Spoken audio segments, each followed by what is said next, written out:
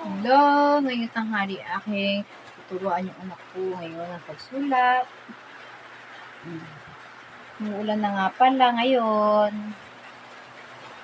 Kaya magsulat.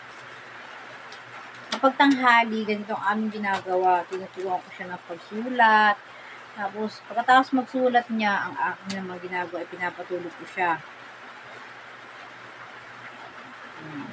May mga natutunan na siyang konti pagsulat. Kasi 8 years old pa lamang. Wow!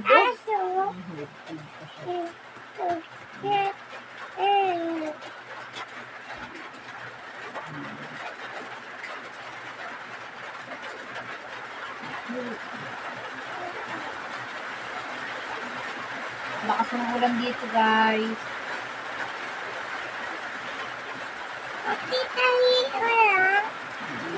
Pakita ko din ulit sa inyo. Lakas ng ulan sa labas ko. Raining. Lakas ng ulan. Ayan. Lakas ng ulan.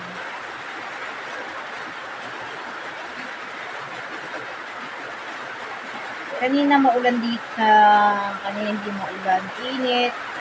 Pag umaga, mainit naman. Pag tanghali, umuulan.